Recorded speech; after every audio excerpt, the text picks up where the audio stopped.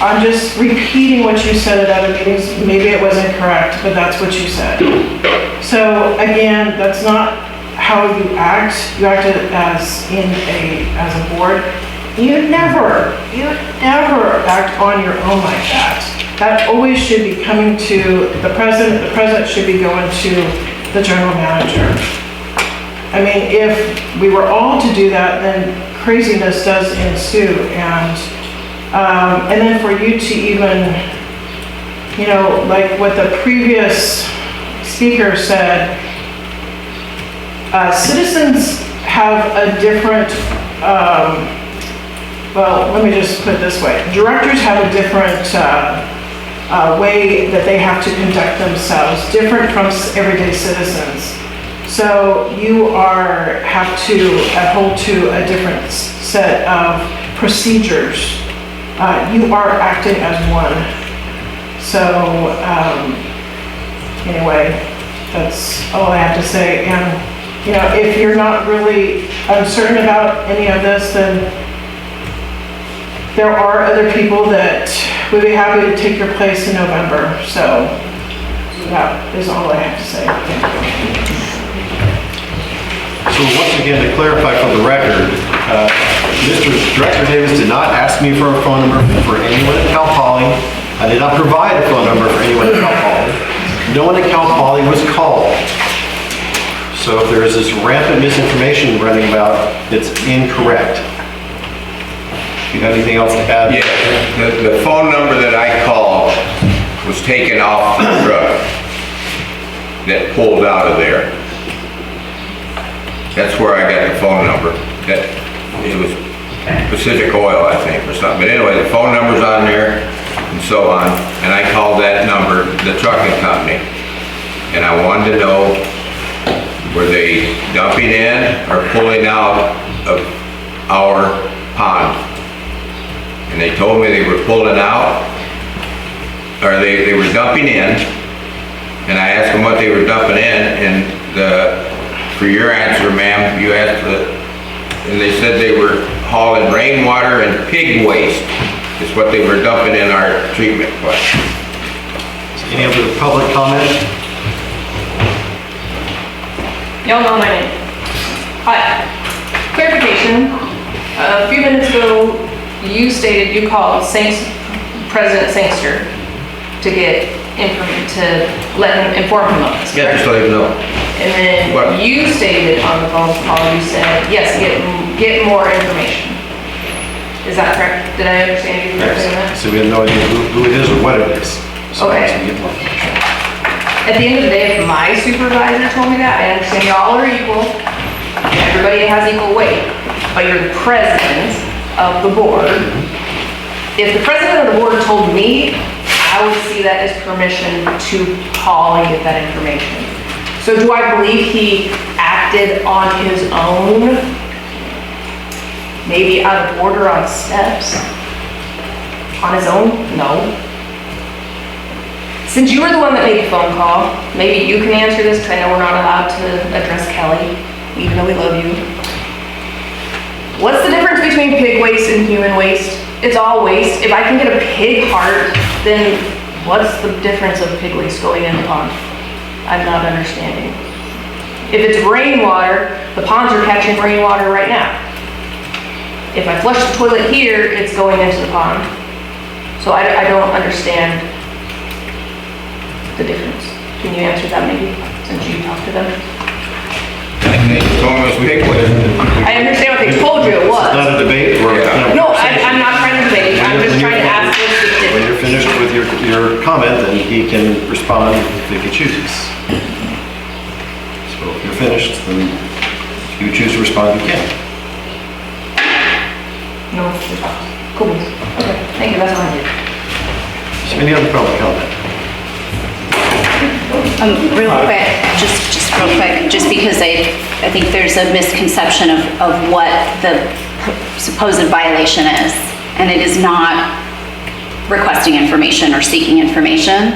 The alleged violation of the handbook is calling a third party that the district does business with and telling them to stop doing business with the district. That is the only action that's at issue right here. It is not that Director Davis went on a fact-finding mission or tried to gain more information, or that he reached out to President Sangster to discuss this. It is only if Director Davis contacted a third party that the district does business with and said, stop doing business with the district. That's it. Thank you for the clarification. You're welcome. Rudy Shaw. Actually, that's kind of exactly what I was going to ask. So it seems to me like the appropriate thing is, for sure, go and ask questions, whether you're a public citizen, a board member, whatever. If you see something that doesn't look right in the community, you should go and ask questions about it and make sure you understand what's going on. I think the next action, though, is it wouldn't be appropriate to take it into your own hands to say, you should go do, you need to do this or you need to do that to the contractor, whoever it is that's doing it. The next course of action, in my opinion, would be to contact the appropriate people, which I think in this case would be you. And then have that appropriate person make the appropriate decision. But in terms of going out and finding out the information, that's 100% I'd agree with that. Thank you. That's all I got to say. I'm Kathy Schitter. So I won't understand, it sounds like he's not possibly followed the handbook. Is that the big thing, that he didn't follow the handbook? So that's what we're concerned with here, correct? Right. That's something like. Thank you. Any other public comment? There's not. I make a motion to reject action against Director Davis. We have a motion by Director Sangster to reject action against Director Davis. Do we have a second? We do not have a second. Do we have any other motions? I make a motion to censure Director Davis for his actions. So we have a, I make a motion to reprimand. I don't believe it falls in a censure.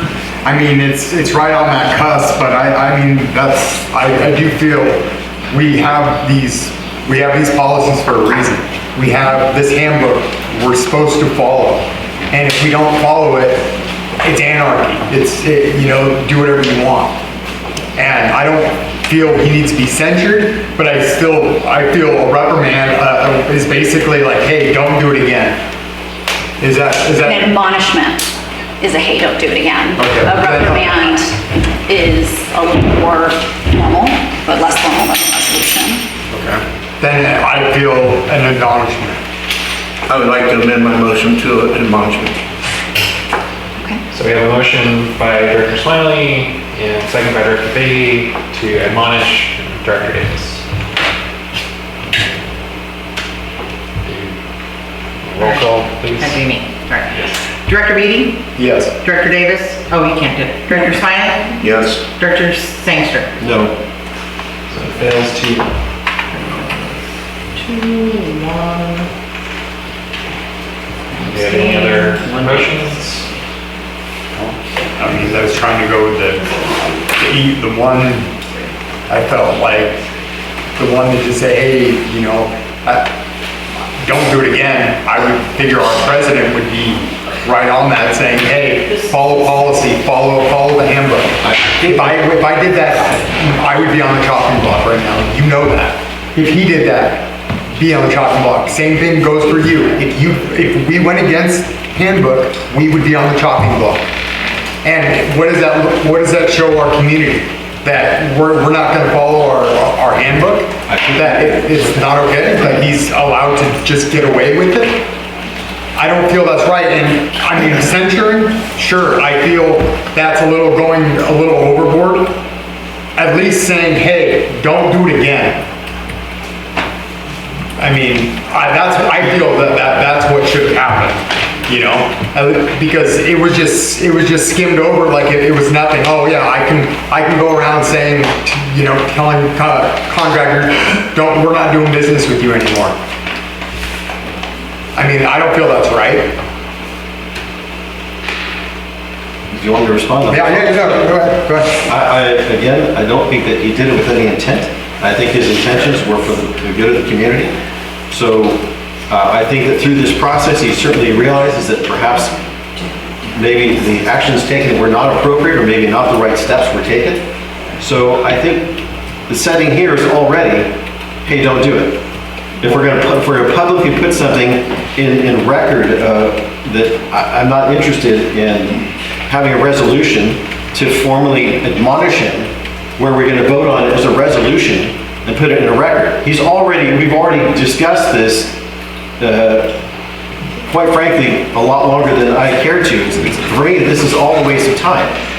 So I'm not interested in putting a resolution together where he's going to be disciplined. Just to clarify, it wouldn't be a resolution, That's what we had to do, is give direction to, only for censure. okay.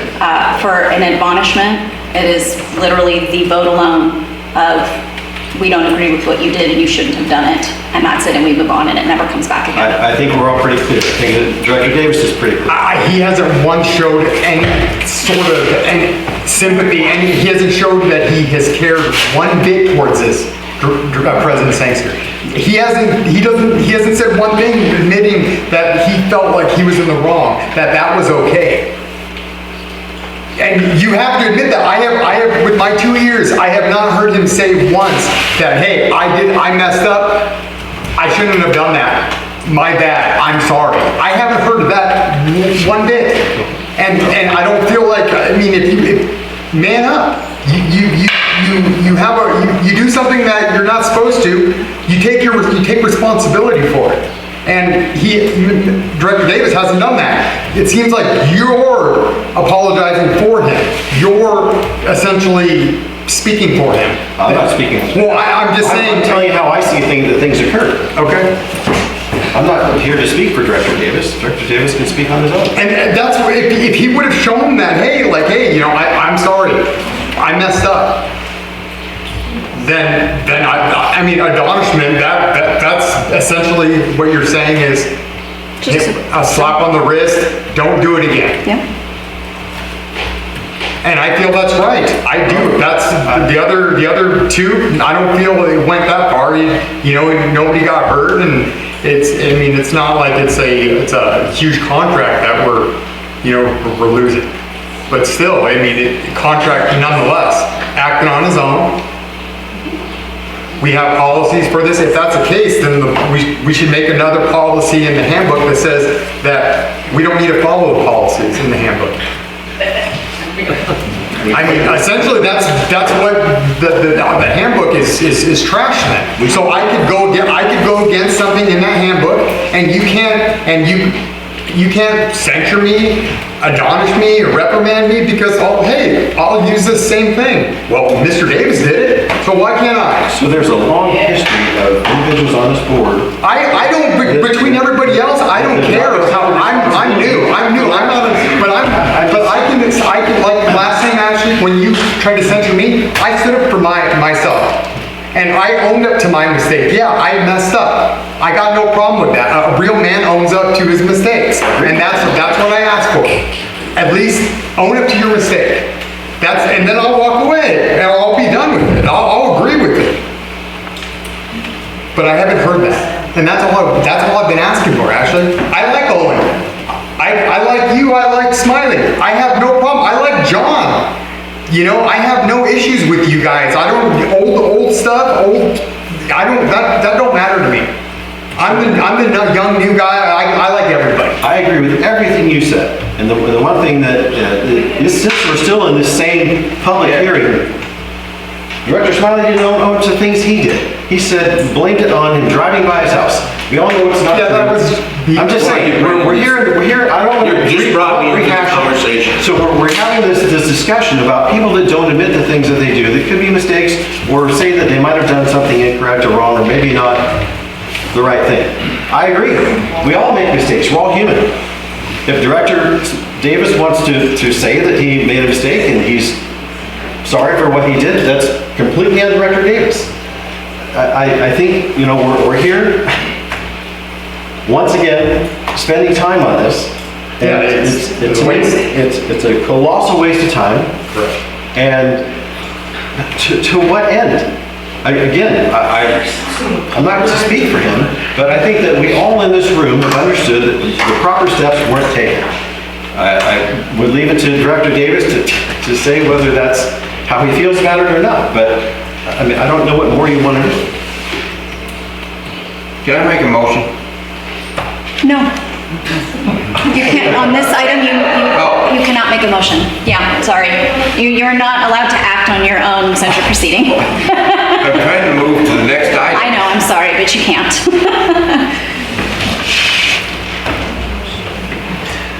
Well, all of the motions that would have done anything died, so unless there are any other motions, the next logical step is to move on anyway. I mean, can we get apology? I mean, it won't happen again? I mean, there's nothing else we can do, essentially. Because I don't feel censuring or reprimand. The admonishment was the only thing that's basically saying, hey, sorry, I won't do it again. And it's not just to the board, but it's to our community who we're representing. Hey, I messed up, I won't do it again. You know? That's how I think. And if this is dead, then it's dead. You know, I mean, Mr. Davis has had opportunity after opportunity to speak up on his behalf, and he hasn't. And to me personally, if I was in the audience watching that, I would think like, okay, think a little less of my director that is supposed to be representing me, supposed to be looking out for me. Honestly, that's me personally. But he was, and that's why he made. But he hasn't said anything else. He hasn't not once admitted fault and, hey, I messed up. That has not been admitted to, Ashley. I'm sorry, but he hasn't said it once. He said, he described, yeah, I called, but he hasn't said, yeah, I messed up. I will not do it again. And that's all I'm asking for. But if it's dead, then, I mean, let's move on. I think it's dead. Okay. Okay. I'll move on to number 3. Good evening. This item is revisiting the fire code adoption, and it's agenda item 6.3. The subject is continuing from the January 22nd meeting, March 26th meeting, April 23rd board meetings. Originally approved at the first board meeting, ordinance 01/2026 by a 3-1-1 vote, and at the January 22nd, 2026 board meeting. At the March 26th, 2026 board meeting, a lot of sixes, I apologize. At the public hearing, President Sanchez requested a red line version to continue that until the April 23rd meeting.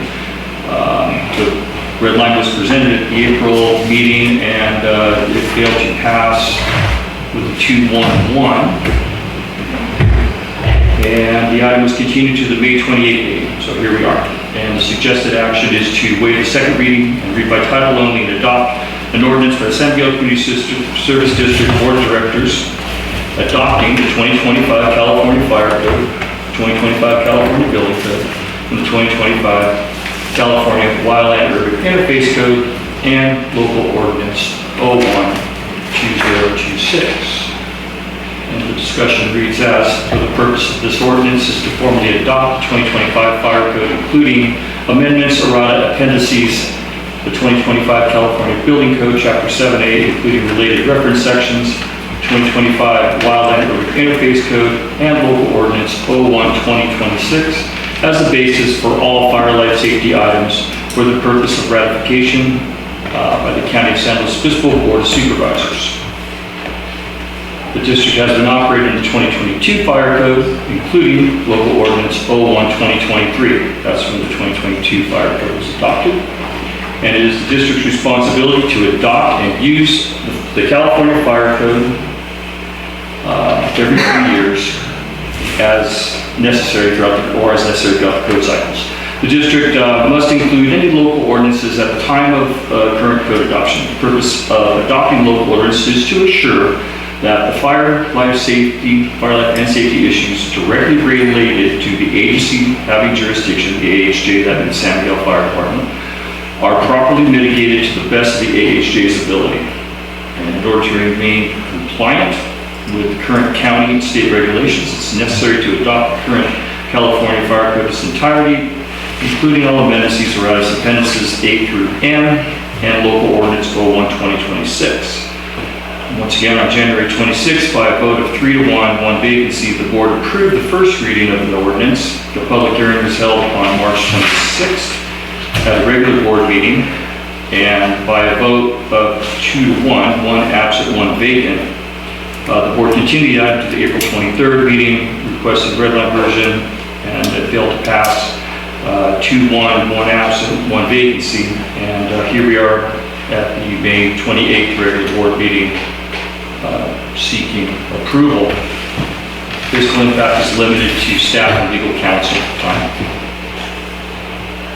And the red line version has been provided. It was provided last month. It has remained unchanged. The changes you will notice if you read the red line version are minor, mostly date updates, a couple additions, a couple retractions. It's very straightforward. And it does reflect the needs of the community.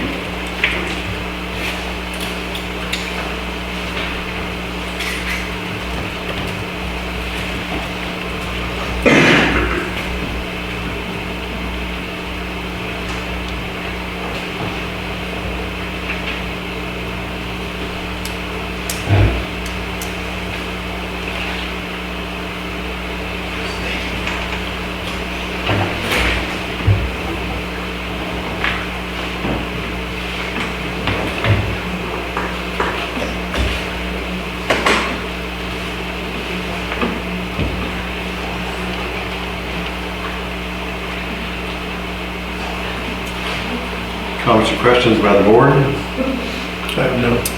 No, same as last time? Yep. Yeah, I'm good. Director? Well, I see it isn't the same as the last time, because on this one here, you still got your same fireworks. It's 100% the same as last month. Yeah, okay, well.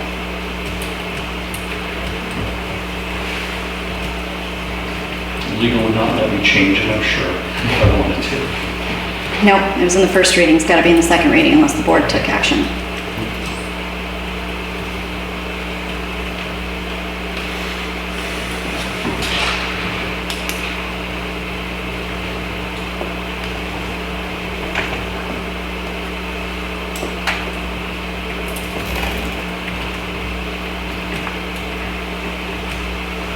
Any other comment from the board? Any public comment on this item? We do have one written public comment. Okay.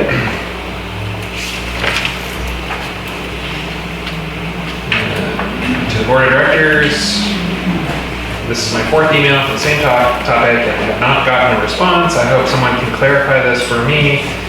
With the new fire code for San Miguel, it states fire sprinklers will be required if getting a permit even on an existing home. Is this correct? Records online state that our general manager Kelly Dodds owns this fire sprinkler company here in San Miguel. His 700 form does not state this. Why has there been a review of this connection before voting on something that has a potential to enrich an employee? I encourage the board to take this into consideration when voting. Furthermore, the fire chief is stating in the new fire code that we are now classified as high-risk fire zone. Keep this in mind when voting for fireworks. I think this new fire code goes above and beyond what the state and CAL FIRE have decided. Yes, we need to be safe, but it seems a bit too coincidental when the general manager owns a sprinkler business and the new fire code is requiring fire sprinklers. Just a little odd. Can this please be addressed? Shauna, San Miguel resident.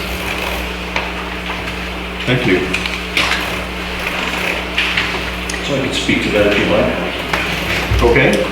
Okay, so we'll take it line by line. With the forward email, this may be a continued request for public comment. Public comments are usually addressed during the meeting. There has been no formal response to Ms. Patterson. And I don't expect to provide one, being that it's a public comment and public comments are addressed during the meetings. The condition regarding You may need fire sprinklers for an existing home is 100% correct. It depends on the extent of your renovation. So our code clearly defines if you add 25% of your square footage or 500 square feet, or if you build an ADU, you have fire sprinklers on your existing residence, and yes, you're gonna have fire sprinklers for your ADU. If you do an extensive renovation, you're gonna require fire sprinklers. It's been that way, it hasn't changed. It's a reflection of 01/2023. This is not new to this code adoption. The next would be, I can't speak for Mr. Dodds, but I understand that the 700 form addresses what happens within the district, and to the best of my knowledge, he does not do business in the district. I've never seen any plans. I did a plan review for fire sprinklers. I haven't seen the plans submitted with Dodds Fire Sprinkler on them. So it's not really in my wheelhouse, but I can tell you that I have not seen those. The furthermore line item where the fire chief is stating the new fire code is now classified as a high fire risk is 100% inaccurate. The board approved a resolution adopting the fire hazard zone severity map, CAL FIRE, ordinance, and that was 01/2025. And in that ordinance, the board agreed that the balance of the district that was not in the SRA, which is state responsibility area, which we have no say on what that fire hazard severity zone is to be, other than to be more restrictive. So there are certain components of the terrace that might be in the high fire district. There's certain components of the SRA that are outside the terrace and over on Cemetery Road that are in high or moderate fire hazard severity zones. I cannot modify or change those unless we choose to increase the severity. So certainly we could have made all of those high fire risk areas, but we chose not to. We let the state fire marshal provide that designation. And we had no choice but to agree to those maps or increase the severity level, which we did not. We did designate the San Miguel Community Service District interior as moderate. Moderate is the lowest that you could have. I guess low would be the lowest, but moderate is a fair assessment, and the board agreed to that, and that was adopted in local ordinance 01/2025, and that would be section number 3, and it's the 4th bullet point. So the board agreed to that. So that is patently false. Thank you. Additionally, the new fire code, it says, she says the new fire code goes above and beyond what the state and CAL FIRE decides. CAL FIRE does not work on the state fire code. CAL FIRE works on CC&Rs, California Codes and Regulations. California Codes and Regulations are adopted into the county, and they are utilized for projects in the SRA unincorporated areas. We are obligated to adopt the California Fire Code. And the California Fire Code, California Building Code, and any code requires that any AHJ adopt a code that reflects their local conditions. So in some situations, yes, we're going to be more stringent because we have to protect our community based on the dynamics and what we know at ground level. The balance of it speaks to the fire sprinkler, and I can't speak to that. If you'd like an answer, maybe you should speak to Mr. Dodds, but I believe I answered all those questions to the best of my ability. I can speak to that, Yes. as it's a legal concern. This question came up before, and that was submitted directly to Kelly, which he sent to me to confirm. And as long as he is not doing business within this community, there's no conflict of interest, and it does not have to be reported on his Form 700 form. That is a jurisdictional form that has to do with your income and investments in this district. Should he do any business in the district in the future, he would be required by not only his contract, but also by law to inform the board and the public of that immediately. And actually, his contract requires him to inform you of it prior to taking that work. So it's a non-issue as far as this fire code is concerned. Okay, thank you.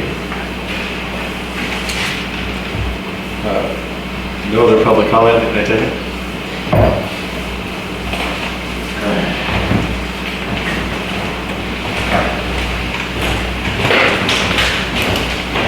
I'll speak on this just so that those in the community or in the audience know, tonight is what we're voting on for the fireworks. So the directors, I hope, again, for the good of the community, that you will adopt this so that they can have the fireworks. Again, I'm kind of impartial to fireworks or not having fireworks, but I know that the community has really appreciated having the Safe and Sane fireworks in the community. And with our 250th year of our nation, lots of celebratory, it really, brings the families together and whatnot. It's also too, if I was sitting there as a director and again, being impartial as to not having or having it, but my constituents want it. So We're of course actually I voting on, would, this is the fire code we're voting on, we're not voting on the fireworks. isn't this has the fireworks within it? There is the original, Oh, it's nothing has another changed item. on that, but there are two other items that actually implement any fireworks this year. Oh, okay, so this has nothing to do with whether it has the fireworks or not? No. So if this fails, then it still continues on? Well, if this fails, there will still be two other items where the board will vote on whether to have fireworks based on setting the dates for sales and allowing the sales. So no sales are authorized through this Oh, I was specifically. thinking it was this one plus the other two, but this has to go forward first, and then the other two have to still. and then If the other this two- doesn't go yes. forward at all, the language is still in the fire code. Right, now to the other two allow. can still go forward even without this one, because it already exists. 2023 still remains in place Okay. until 01/2026 is adopted. Okay, all right, well, I guess so, but, you know what I'm getting at, but, thank you. Thank you. Okay, any comment or questions or action from the board? I move that we adopt. I second it. We have a motion by Director Smalley, second by Director Beatty to adopt ordinance 01-2026. Director Smiley? Yes. Director Davis? No. Director Beatty? Yes. Director Sangster? No. So it fails 2-2. In order to facilitate not bringing this back exactly as it is, because you are required to at least adopt the state fire code and the building code, what is it that you don't like about this ordinance? For me, it's the sprinkler requirements based on 4 or 5 different parameters. I think it's putting undue potential financial burden on somebody who wants to do work on their own. That's my big issue with it. So insofar as those are more stringent Yes. than the state requirements, rather than a wholesale rejection of this ordinance, this board has the autonomy to make changes to those more stringent requirements by removing them or asking if they can be updated in a different way. I mean, the fire chief has the expertise and